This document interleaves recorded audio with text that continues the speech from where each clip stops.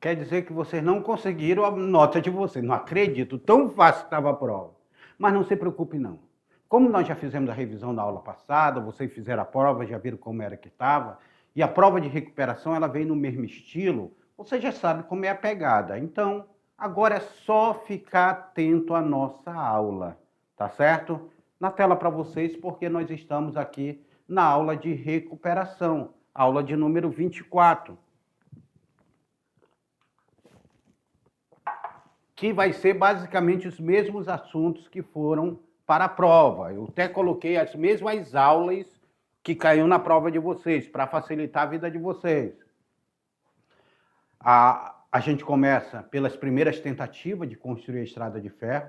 Nós vemos aí que a Bolívia ela tentava escoar seus produtos para o Oceano Atlântico, aí saía do Rio Madre de Deus, do Rio Beni, passando pelo Rio Guaporé e Mamoré. Ela queria atingir o Madeira para chegar ao Oceano Atlântico. Vão ser contratados, ainda no século XIX, duas empresas, a Public Works, que ela era uma empresa inglesa, e a Pitt Collins, que era uma empresa norte-americana. Essas duas empresas elas vêm para cá tentar construir a estrada de ferro. Não consegue, vão embora. O coronel Churchill não consegue fazer essa construção, vão abandonar.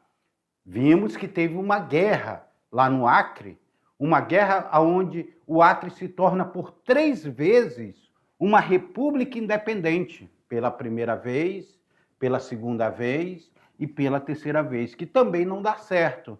Então o governo brasileiro, o governo da Bolívia, assina um tratado chamado Tratado de Petrópolis. Por esse tratado, então agora seria de responsabilidade do Brasil a construção da estrada de ferro. E o Brasil começa a construir a estrada de ferro. O Brasil se responsabiliza por essa construção da estrada de ferro. Começa a saga. Como é que nós vamos construir a estrada de ferro? O coronel Churchill tinha tentado e não tinha conseguido. Como é que nós iremos conseguir? Então, devido ao Tratado de Petrópolis, o Brasil e a Bolívia, assinado entre Brasil e Bolívia, agora é de responsabilidade do Brasil. O Brasil chama essa figura aqui, ó, chamada Percival Farquhar. Percival Farquhar, que vai ser o engenheiro que vai ficar com a concessão, ele funda a Madeira Mamoré Railway Company e ele contrata a empresa May Jack Randolph, que era uma empresa dos Estados Unidos da América, uma empresa norte-americana. A estrada de ferro ela foi concluída em 30 de abril de 1912, com 366 quilômetros de extensão, inaugurada em 1º de agosto. Aí. Então nós temos aí o Percival Farquhar, que já tinha feito porto em Belém, já tinha feito estrada de ferro ligando São Paulo ao Rio Grande do Sul. Agora ele inicia a obra em Santo Antônio do Rio Madeira com a empresa May Jack Randolph em 1907. Nós estávamos no auge da borracha. Começa essa empresa, ela vai ser concluir sua obra em 1912, certo? 1912. Nós estávamos no auge da borracha, só que a mão de obra era uma dificuldade muito grande de se alcançar. Se pensava em trazer da América Central, depois se pensou em trazer de tudo quanto é parte do mundo, rumo ao Rio Madeira. Os barbadianos foram os que mais vieram em maior quantidade de número para cá. Só para vocês terem uma ideia, de 1907 a 1912, período da construção da estrada de ferro, período que Farquhar construiu a estrada de ferro, ele trouxe para cá quase 22 mil trabalhadores de várias partes do mundo. Acredito que foram 50 nacionalidades diferentes. Nesse documentário aqui, nesse minissérie chamado Média Maria, retratou muito essa presença desses estrangeiros. E a Amazônia foi palco de um espetáculo audacioso, mas que matou muita gente. Matou operário, matou indígenas. Foi cruel. Nós abandonamos, entrou em crise a borracha, até que chega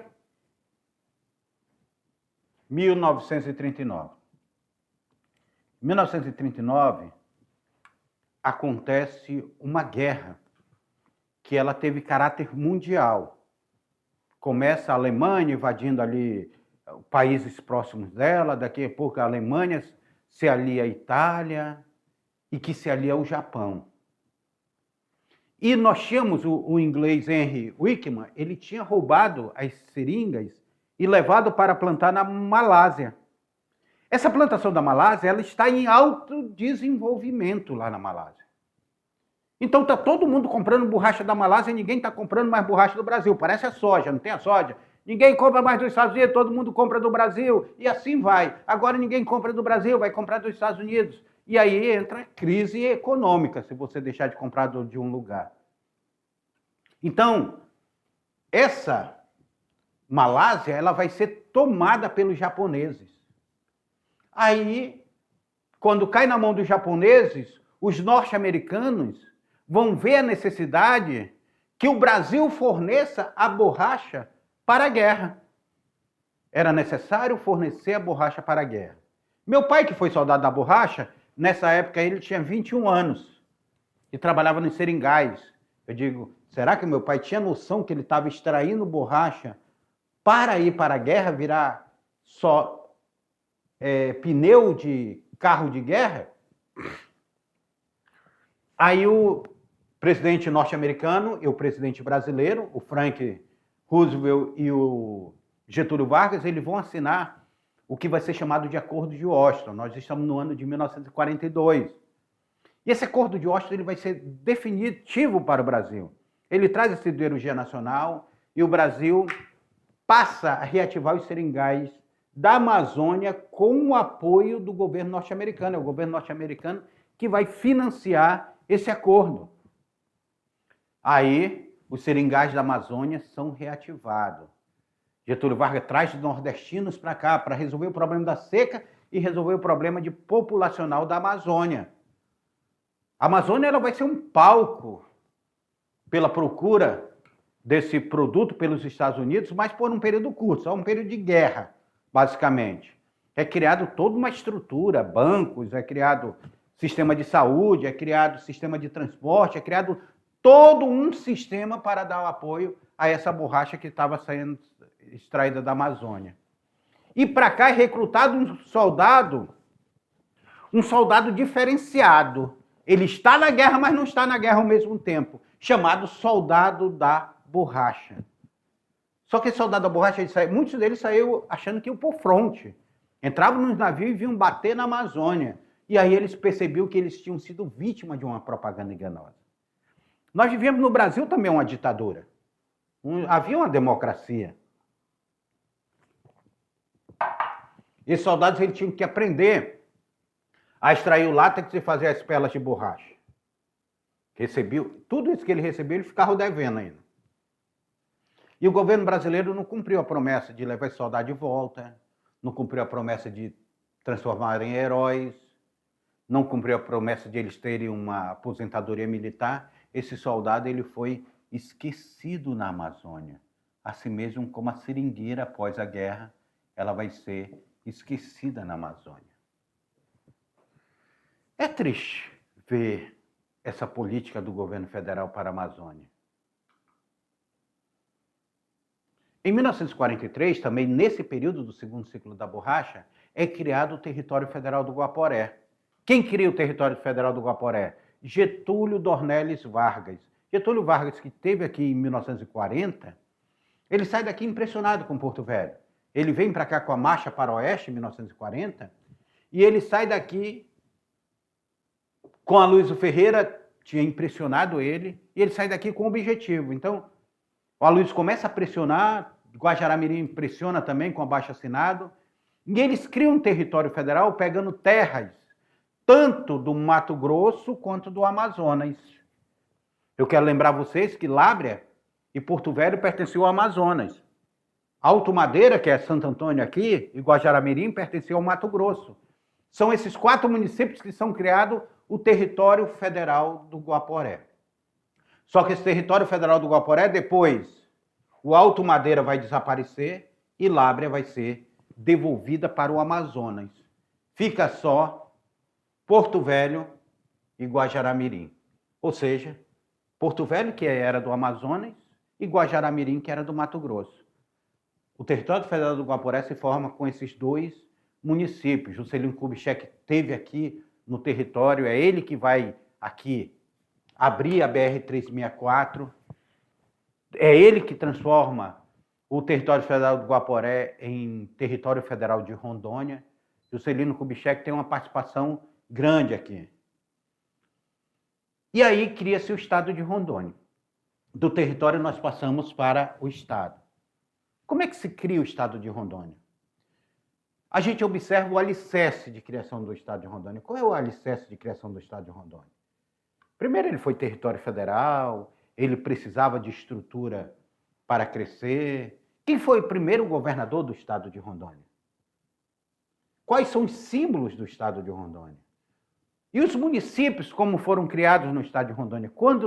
Em que momento deixou de ser apenas 2 municípios e passou a ter mais municípios?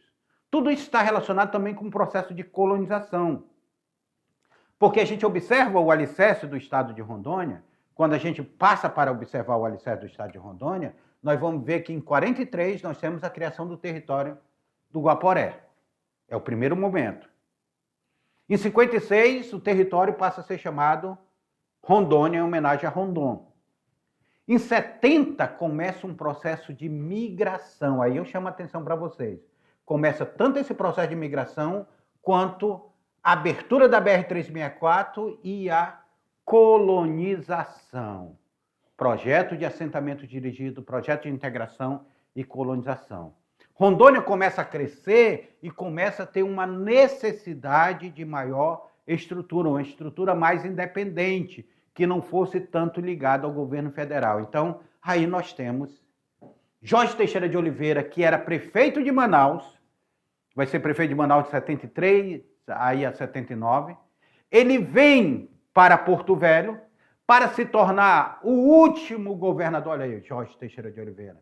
Ele vem para Porto Velho para se tornar o último governador do território federal do Guaporé e o primeiro governador do estado de Rondônia. O Mário Andreasa é quem articula a vinda do Jorge Teixeira. Mário Andreasa era um coronel, era o ministro das viações, que abria estrada, organizava os territórios, era o Mário Andreasa, e ele vai trazer o João Batista Figueiredo, que era general, vai trazer para cá, vai pedir a João Batista Figueiredo, que era presidente da República, que nomeasse Jorge Teixeira de Oliveira como governador do território. Aí novos núcleos de colonização, ele vai organizar novos núcleos. Nós estamos em plena década de 70 para 80, gente. Foi quando Rondônia tem o maior número de colonização. Se tem colonização, é necessário que se tenha novos municípios. Rondônia era o 27º estado da federação. A nossa bandeira, o nosso brasão, o nosso hino, tudo isso era uma identidade nova que estava sendo criada. Criava-se o território, criava-se o estado com uma nova identidade. Hoje, Rondônia tem 52 municípios, de Paraná, Cacoal, Espigão, Pimenta Bueno, Vilhena, Presidente Médici, Teobroma, Jaru, Machadinho, Itapuã, Cujubim, Costa Marques, São Francisco, Alta Floresta, Alto Alegre dos Parecis, Cerejeira, Pimenteira, Cabixi, Colorado, Corumbiara, Chupinguaia, Parecis, Rolim de Moura, e aí vai por diante aí os 52 municípios. Mas, a princípio, eu quero lembrar vocês que nós só éramos 2 municípios. Até a década de 70, nós só éramos 2 municípios. Então, começa o processo de colonização. Começa a ser colonizado o interior de Rondônia, e quando começa a ser colonizado o interior de Rondônia, é criado mais municípios. Mais 5 municípios são criados. Todos eles no eixo da BR-364. Vocês vão ver que todos eles estão no eixo da BR-364. Ariquemes, aí a gente saía no meio ali de Xangi, Paraná, depois Pimenta Bueno, depois Cacoal, depois Vilhena, todos eles no eixo da BR, criado basicamente na mesma data, 1977, e instalado também na mesma data, 21 de novembro de 77. 77, eles são criados. Depois nós temos a criação, na década de 80, de mais 15 municípios. Nós temos aí Colorado, Costa Marques, Espigão, Ouro Preto, Presidente Médici, Jaru, Rolim de Moura, Cerejeira, Santa Luzia do Oeste, Alta Floresta do Oeste, Alvorada do Oeste, Machadinho, Nova Mamoré, Nova Brasilândia, Cabixi, São Miguel do Guaporé, todos eles criados entre 1981 e 1988. 1988. Lembrando que depois de 88 aqui, nós temos a Constituição nossa, que aí ficou mais complicado criar município dentro de novas regras. Mas esses municípios, olha aqui, ó, nós temos entre 1915 e 29 criado 2 municípios, depois na década de 70 criado mais 5 municípios, e aqui nós chegamos a 23 municípios criados na década de 80. Quando chega depois da Constituição, se cria o restante dos municípios até nós atingirmos aqui, bora mudar aqui, vamos mudar aqui, até nós atingirmos os 52 municípios do estado de Rondônia. Qual é seu município? Já identificou onde é que fica? Você mora em Theobroma? Você mora no Vale do Anari? Você mora em Machadinho, em Cujubim, em Rio Crespo, Itapuã do Oeste? Você é de Alto Paraíso? Ou é de Ariquemes? Ou é de Montenegro? Cacaulândia? Buritins? Campo Novo? Nova Mamoré? Guajará-Mirim? Costa Marques? Você mora no Forte Príncipe da Beira? Ou você é de São Francisco do Guaporé? Ou de Alta Floresta? Você é aqui de Rolim de Moura do Guaporé, que fica mais ou menos aqui, chamado também de Porto Rolim, apelidado de Porto Rolim? Você é de Alta Alegre dos Parecis? Você é de Cerejeiras? Pimenteiras? Cabixi? Colorado? Corumbiara? Você é do Cone Sul? Parecis? Vilhena? Chupinguaia? Essa região é chamada de Cone Sul. Pessoal, Rondônia é muito rica. Eu fico assim admirado de Rondônia. Rondônia é muito rica.